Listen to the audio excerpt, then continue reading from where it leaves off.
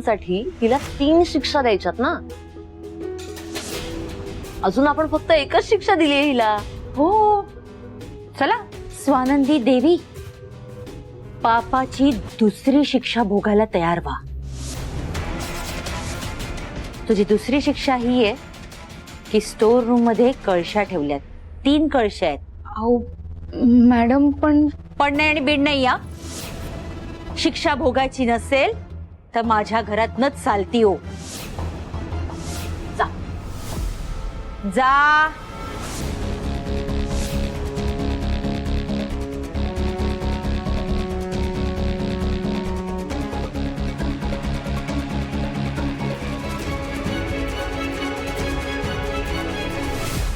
Mamma, ही शिक्षा भोगून झाल्यानंतर स्वानंदी तुमच्या किंवा माझ्या विरोधात जायची हिम्मत सुद्धा नाही करणार. विरोधात काय, आपल्या समोर वरच्या आवाजात बोलायची हिम्मत नाही करणार ती मोलकरणीत Swanandi.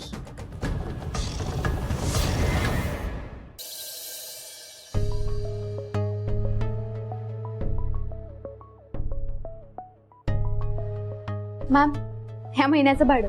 I am so sorry, ह्या महिन्यात थोडं भाडं द्यायला उशीरच झाला. मॅम मॅम काय झालं? कुठे काय नाही. तू कधी आलीस? आत्ता झालं. हे भाडं द्यायचं होतं तुम्हाला. पण तुझ्याकडे पैसे आहेत का? नाही तर पुढच्या महिन्यात एकत्र दे. डोंट वरी मॅम, माझ्याकडे पैसे आहेत. माझं जस्ट पेमेंट झालंय. सॉरी, ह्या महिन्याचं भाडं द्यायला थोडा उशीरच झाला. इथे सही कर. मॅम, एक विचारू? हा, विचार ना. काय झालं? कसला विचार करताय तुम्ही? काही प्रॉब्लेम आहे का? प्रॉब्लेम नाही का? कुठे विचार करतेय मी काही? मॅम, खरं खरं सांगा, तुम्ही स्वानंदीचा विचार करताय ना? आज स्वानंदीची डॉक्टरांकडे अपॉइंटमेंट होती, पण मणी तिच्या बरोबर नाही गेला. त्यांच्यामधला दुरावाना दिवसेंदिवस वाढत चाललाय आणि हा सरपोतदार आगीत तेल ओतण्याचं काम करतोय. हा सरपोतदार ना वाईट आणि एकदम स्वार्थी माणूस आहे. मॅम, स्वानंदी हा सगळा अन्याय सहन करत बसले, पण आपण का शांत बसायचं? आपण तिच्या घरी जाऊयात, आपण तिला हेल्प करूयात. चला मॅम. मलाही असं वाटतं. मग परत एक मन म्हणतं की नको, कारण मी तिथे गेली की शालिनीला त्रास होणार, मग ती तमाशा करणार आणि या सगळ्या गोष्टीचा त्रास परत स्वानंदीलाच होणार ना. मग मॅम, स्वानंदीला कोण हेल्प करणार आहे? आणि त्या दोघांमधलं भांडण कोण मिटवणार? आपणच आहोत ना. हे सगळं ना लवकर सॉर्ट झालं पाहिजे ma'am, before it's too late.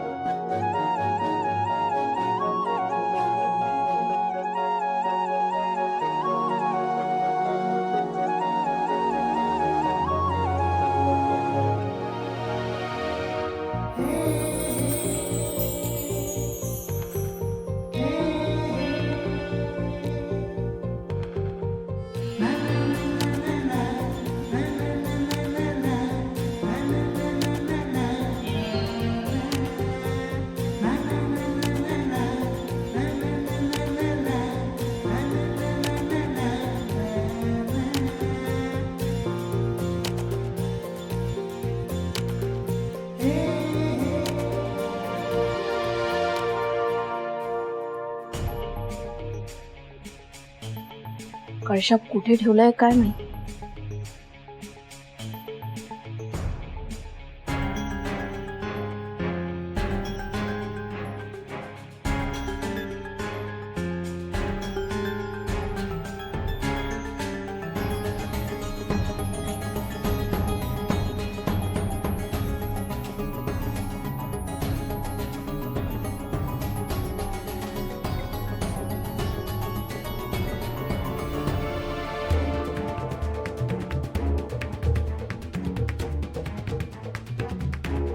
हा युनिफॉर्म आणि हा रुमाल.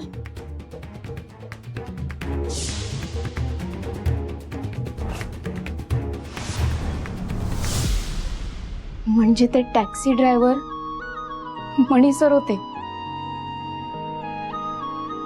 मणी सर, किती करता ना तुम्ही माझ्यासाठी.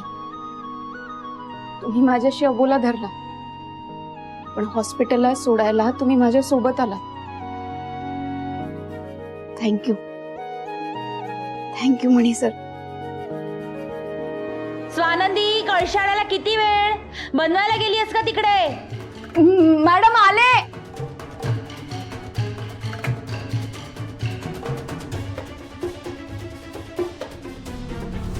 हो महाराणी, इकडे या. या या या, लवकर ये. आत्ता कशी दिसतेस?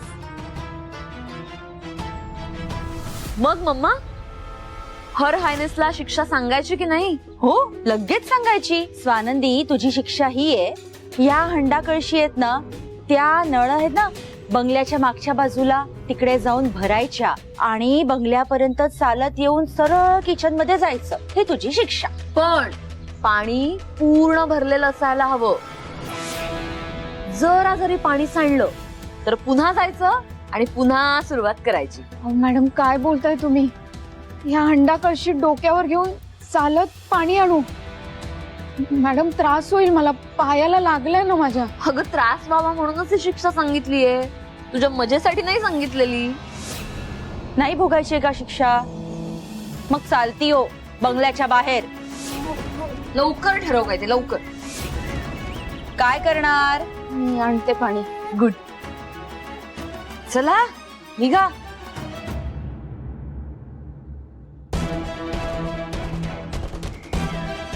Mamma, let's make it more entertaining. हे पण म्हणजे मराठीत सांग ना. म्हणजे हे सगळं आणखी मनोरंजक बनवूया. म्हणजे मम्मा, म्हणजे स्वानंदीचा रस्ता जरा चॅलेंजिंग बनवूया. कसली आहेस ग संचिता तू? तुमचीच सून आहे मम्मा मी. बरं, करायची सुरुवात? हो हो.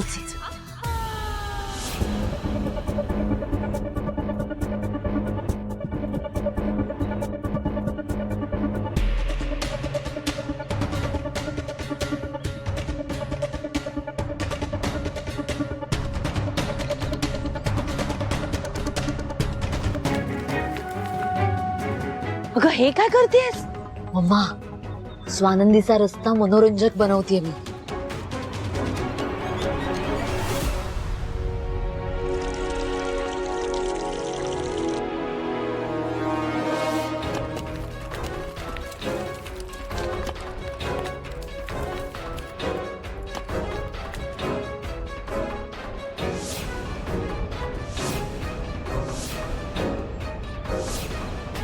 मम्मा, आली ती. टाका ते लवकर. आली.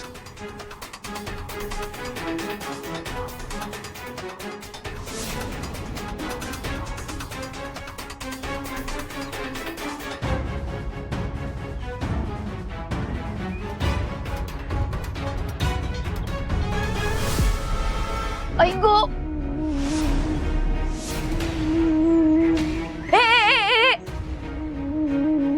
स्वानंदी, अगं सांभाळून. पाण्याचा एक जरी थेंब सांडला ना तरी पुन्हा जावं लागेल, त्यामुळे जरा सांभाळून कर. ओ बाई, थांबलात कशाला? चाला, जा जा जा. जाग. वा वा वा वा वा, स्वानंदी स्वानंदी स्वानंदी, वू स्वानंदी.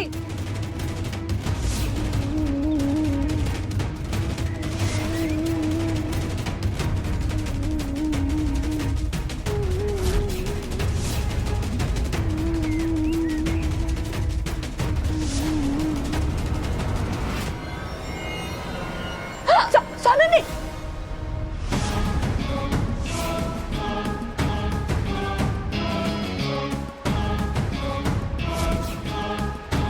स्वानंदी, स्वानंदी सावकाश.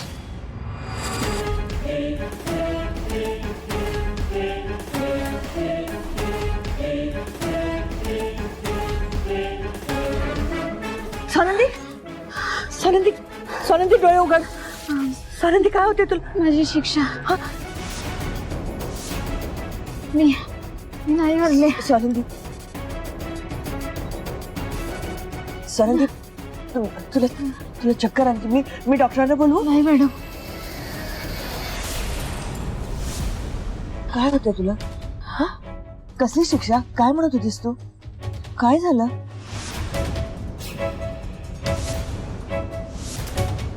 शिक्षा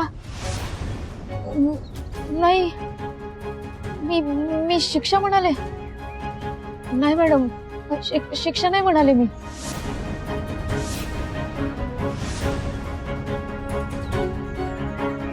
हा सगळा काय प्रकार आहे? माणुसकी राहिलीच नाही का तुमच्यामध्ये? तुम्ही माझ्या प्रेग्नेंट मुलीला हंड्याने पाणी भरायला लावताय. काय विचारते मी? तुम्ही माझ्या मुलीला अशी कामं कशी सांगू शकता? लाज नाही वाटत तुम्हाला? Ma'am chill. काय इतक्या हायपर होताय? रिलॅक्स, काही झालेलं नाहीये इतकं. मी सांगते काय झालं. आमच्या बंगल्यातनं ना पाणी संपलं. आता पाण्याशिवाय काही होऊच शकणार नाही. जल हेच जीवन आपण लहानपणापासून शिकत आलोय की नाही, मग ते आणावंच लागणार ना. मग आणा ना, वाटेल तिथून पाणी आणा. त्याच्यासाठी नोकर आहेत ना तुमच्या घरात? आहेत ना, नोकर आहेत आमच्याकडे. आणि त्यापैकीच एकीला आम्ही हे काम सांगितलं. व्हॉट्स द बिग डील? ती तुमची नोकर नाहीये संचिता, ती मणीची बायको आहे. आणि मणी तुमच्या साहेबांचा कार्य करताय. आणि तसंही नोकरांना पगार दिला जातो, पण तुम्ही तिच्याकडनं फुकट मध्ये काम करून घेताय. अजिबात नाही मॅम, काही काय बोलताय? आम्ही तिला फुकटात नाही राबवून घेत. ती हे जे काम करते ना, त्या बदल्यात आम्ही तिला कॅश नाहीतर काइंड मध्ये रिवॉर्ड करतो. शिवाय आमच्या आउट हाऊस मध्ये तिला आणि तिच्या नवऱ्याला फुकटात राहायला देतो मॅम आम्ही. आणि आता तर काय, मणी आमच्या बंगल्यातच आलाय राहायला. त्यामुळे आनंदी आनंद आहे नुसता. मज्जा चालू आहे त्यांची. त्यामुळे तुम्ही नका काळजी करू. आणि वॉर्डन मॅम, तुम्हाला माहितीये ना आपल्या एरियामध्ये किती रेंट चालू आहे? ते परवडणार आहे का हो ह्यांना? नाही परवडणार. आणि स्वानंदी हे जे काम करते ना, ते रेंट भरती असं समजा आमचं. आणि कामाची किंमत आणि रेंट यामध्ये खूप फरक आहे. Sanchita! Madam please. Madam madam please, तुम्ही त्रास करून घेऊ नका स्वतःला. चला आपण घरी जाऊया. मुळात तू आहेस तरी कोण ग हिला नोकर म्हणणारी? हे घर, ही श्रीमंती ही तुझी नाहीये, तू मिळवलेली नाहीये. पण माझ्या नवऱ्याची आहे मॅम. त्यामुळे ऑटोमॅटिक या घराची मी मालकी. ती श्रीमंती तुझ्या डोक्यात गेलीये, कळलं ना? नशिबाचा फटका बसेल ना तेव्हा अक्कल येईल तुला. ओ मॅम, भास झालं. तुमची ही फिलॉसॉफी आहे ना, हॉस्टेलमध्ये जा आणि त्या मुलींना ऐकवा. माझ्याच घरात उभं राहून मला नका लेक्चर देऊ, मला नका पकवू. तुम्ही तुमची लिमिट क्रॉस करताय, लक्षात ठेवा. मी ऐकून घेणार नाही. लास्ट वॉर्निंग देते, बिहेव. कळलं? मम्मा, मम्मा, मम्मा. तुमच्यामुळे झालं हे सगळं. तुम्ही जेव्हा जेव्हा इथे येता तेव्हा तेव्हा माझ्या मम्मांना त्रास होतो. मॅम तुम्हाला सांगितलंय ना मम्मानी इथे नका येऊ, तरी काय येता तुम्ही? तुला आनंदच झाला असेल ना मम्मांची ही अवस्था बघून. How disgusting.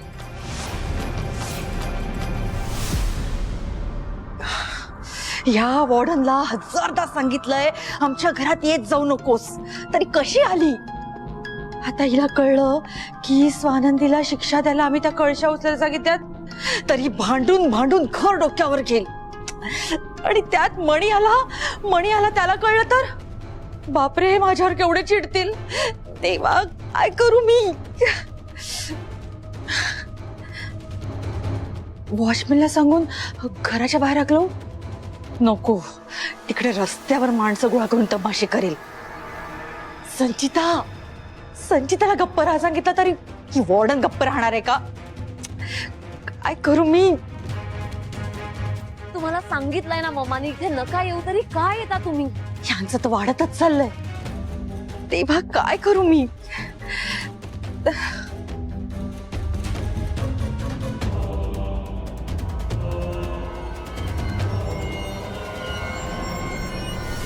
हॅलो इन्स्पेक्टर, मी शालिनी सरपोतदार बोलतीये.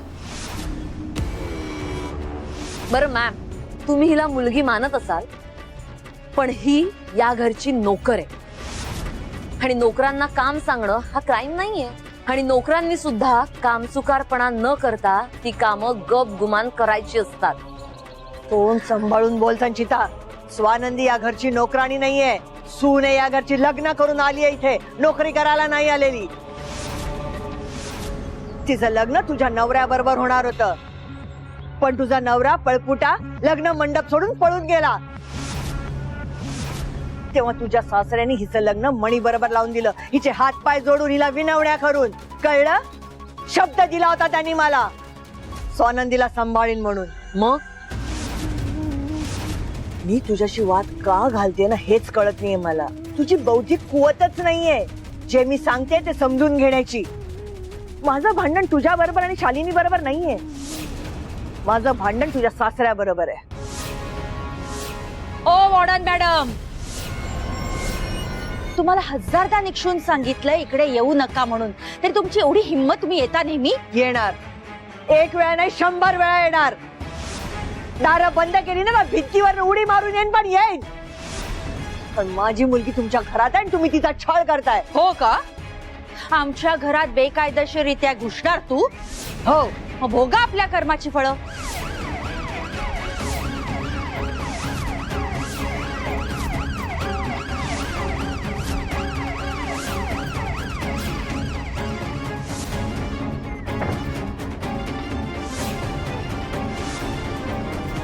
काय झालं मॅडम?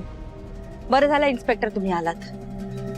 ही बाई आहे ना, हिला अरेस्ट करा. ही बाई आमच्या घरात जबरदस्ती घुसतीये. हजारदा सांगितलं असेल नको येऊ, तरी सारखी सारखी येते. आम्हाला धमक्या देते, तमाशे करते, आमच्या जीवाला धोका हिच्यामुळे. अरेस्ट करा हिला, ताबडतोब अरेस्ट करा. हो, ही हल्ला करेल कधी आमच्यावर.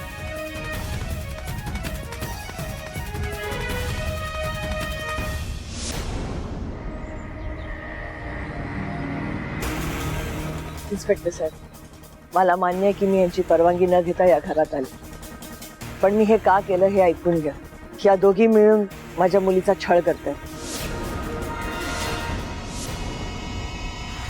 दिस is a case of domestic violence. आता तुम्हीच मला सांगा, मी माझ्या मुलीला सांभाळायला इथे आले, हा गुन्हा आहे? डोमेस्टिक व्हायलन्स हा गुन्हा आहे. या दोघी मिळून माझ्या 7 महिन्याच्या प्रेग्नेंट मुलीला पाण्याचे हंडे भरायला लावतात. हे बघा इथे.